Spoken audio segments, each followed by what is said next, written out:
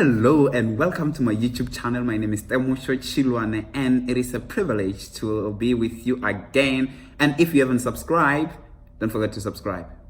Oh, let me just wait for you as you subscribe. Come on, bruh. Just subscribe. Subscribe. Anyway, today's topic was requested by Noloazi. She asked me to do a video on healthy relationships and unhealthy relationships and how to identify one. So today's video will be focusing on healthy relationships and certain pillars of a healthy relationships. And as humans, we have that biological need where we all want to belong to someone, and it's natural. It comes natural that each and every one of us would want to belong to somebody. You want to mean the world to somebody. You want to mean something to somebody. You believe that there is somebody who can love you unconditionally. It is a biological need, and we are wired and designed like that. It is one step that we cannot jump in this thing called life. We will always want to have someone in life, for it is not good for a man to be alone, and the woman was created thereof. And as such, as a man, you always pursue to find a woman, and as a woman, you always want to be pursued by a man. It is a biological reality that we find ourselves with. So I know that those who are watching the video, there are those who are watching this video single. Hello, single ladies, and how single ladies doing? Comrade singles, hope you guys are doing well as well there, huh? And then there are those who are watching this video and they are already in relationships. So some of you who are in relationships, this video might help you to identify the kind of relationship that you find yourself in. And those who are still anticipating to be in a relationship, you can be able to prepare yourself before you get into any relationship. So I would also encourage you to continue watching, because knowledge is key in order for you to develop yourself and prepare yourself for the future. And one thing that I want to assure you there are certain relationships that don't need to be saved, huh?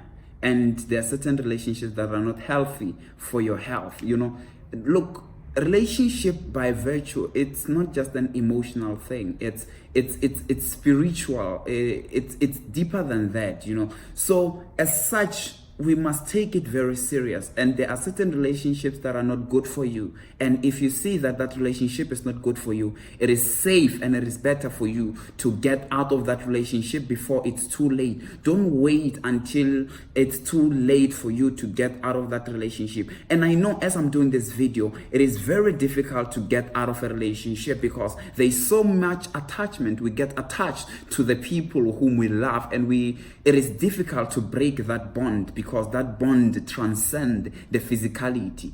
I've came up with a list of 5 pillars of a healthy relationship. So within the 5 pillars, you will also see how best can you improve your relationship. And if you see that this relationship cannot be saved, you rather let it sink and jump to another ship and float alone if there is a need for you to float alone, because you might find yourself floating with somebody.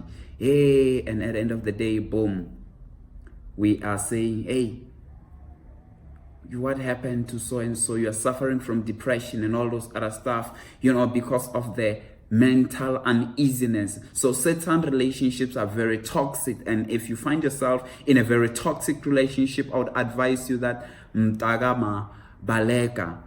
I came up with a list basically of 5 pillars of healthy relationships. I believe that this 5 is very important, and as much as it is very important, it will be helpful for you to actually listen to this, and as I go through each and every one of them. Right, let's go into it. And the first one on my list is open communication.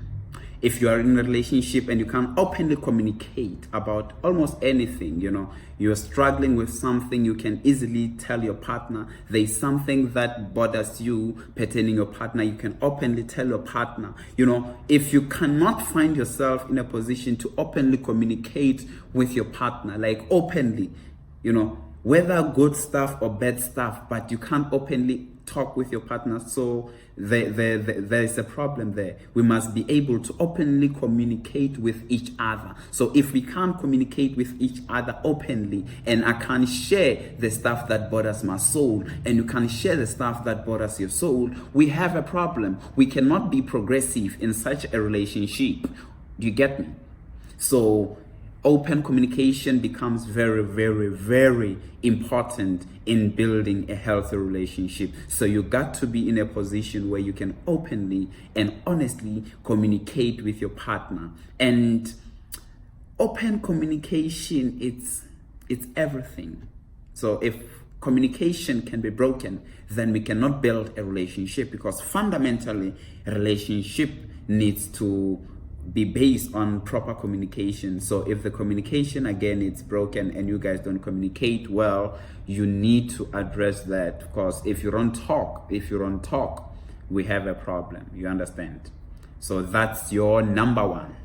Now we're going to number two. Number two is respect. You know, if your partner fails to respect you, we have a problem. Be it the male or the female, if your partner fails to respect you, there is a problem. So again, on the issue of respect, I need you to understand that each and every one of us interpret respect differently, because we are coming from different school of thoughts and different background. So you got to understand, how does your partner actually interpret respect, or what do they mean when they say respect? Because in many instances, you might find that you're communicating in a way with your partner that to that particular partner, to him or her, it communicate disrespect. And to you, it's just an honest communication. You're just openly saying something. But to that partner, it is a symbol of disrespect. So you got to learn your partner and understand what do they mean when they say respect, and make sure that they also understand you. When you say you need to be respected. You know, the career choices that you make, certain choices that you made, certain stuff that you do, you need to be respected. The manner in which you are communicated unto, you need to be respected, because respect is important. If you communicate with me disrespectfully, so how is it that we can have a long-term relationship? So in each and every relationship, we got to respect each other according to the language that we speak pertaining respect. Make sure that you understand your respect language of your partner, so that you can be able to build a healthy relationship. So respect your partner and let them respect you. So it's not about you respecting them only, they must also respect you as an individual. Right, that's your number two. Now we are going to number three. And number three that I came up with, it is commitment. You know, each and every relationship, it has to be based on a commitment. I must be committed to you, and you must be committed to me. If I'm committed to you and you're not committed to me, we have a problem. We cannot build a sustainable relationship, because it will lead to having a one-way traffic. I'm the only one who's giving into the relationship. I'm investing myself into the relationship, but the other person is just taking. And since they are taking and they're not giving, someone will be drained. And as such, it will lead to unhappiness, because you are the only one who's making efforts. You're making effort to see the partner. You're making effort to make them happy. You're making effort to respect them. You are all making effort. So if the other partner is the only one who's making effort, and the other partner is not making an effort to build this communal relationship, then we have a problem. Each and every one of us in the relationship, a relationship of two, between male and female, that's the one that I'm talking about. We must be committed. We must be committed into the relationship. We must both make investment. We must both make time. We must both give the best into the relationship, because when we are pouring the best into the relationship, it will benefit both of us, because you will be happy, I'll be happy, because we are both investing in this relationship. So commitment, by virtue, it is an investment. So if we cannot invest in this relationship, then we have a problem. We cannot speak about the future if we are failing to both commit. So if you are the only one who is committed into a relationship, and you are the only one who's making sacrifices into that particular relationship, you have a problem. You got to communicate with your partner and say, you know what, I'm not happy with this. If it cannot be addressed, mtagama hamba. you gotta leave that particular relationship because it's not good for you, because you're the only one who's making investment. What about the other one? We're supposed to both make investment. That's number 3. Which number 4, it is intimacy. And the moment I'm talking intimacy, yay, most people are already thinking sex.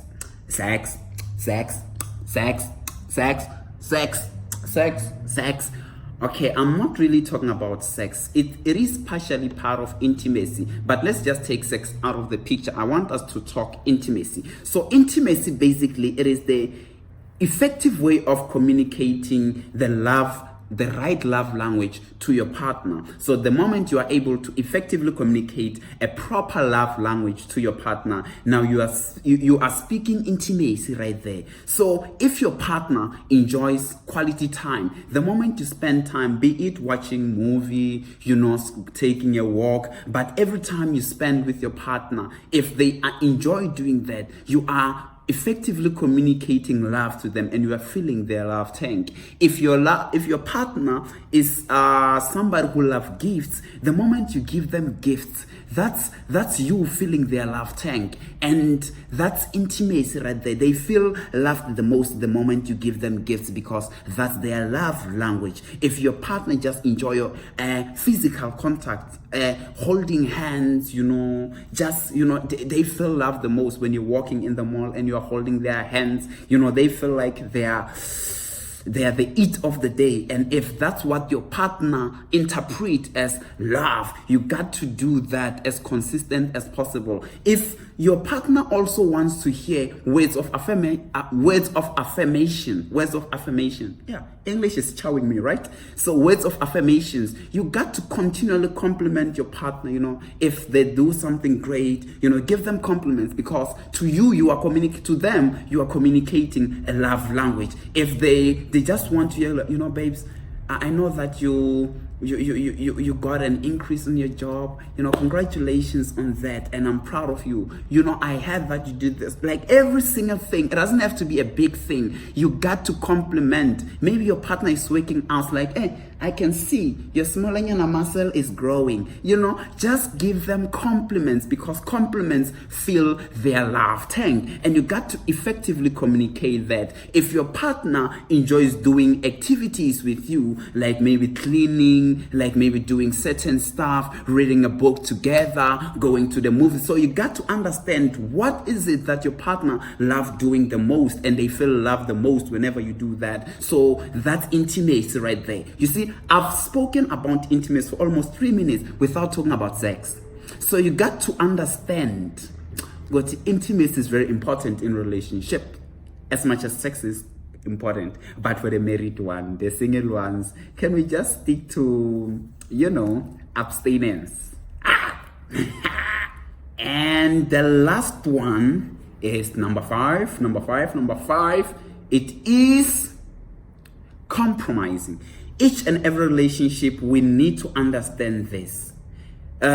It's not always gonna be your way, and it must not always be your partner's way or the highway. Each and everyone who is in this relationship needs to understand that we are coming from 2 different worlds. Since you guys are coming from 2 different worlds, we need to understand that we need to compromise from time to time, because it's not always going to be the case that everything is done my way, and it's not always going to be the case that everything is done according to my partner's way. We got to reach from time to time compromise. We got to reach compromise from time to time, and it's not always good if there's a problem in that relationship, if you are the only one who's always compromising. We should both compromise for the benefit of the other partner, and as such, that's how you actually build a healthy relationship. And thank you guys for watching till the end. And if you want your topic to be discussed in the next video, you may just drop it in the comment section, and the one that get the most likes, I would pick that topic and do research and then do a video about it. And then till we see each other again, don't forget to subscribe. So you've watched it to the end and you haven't subscribed. Let me just wait for you to subscribe. Thank you.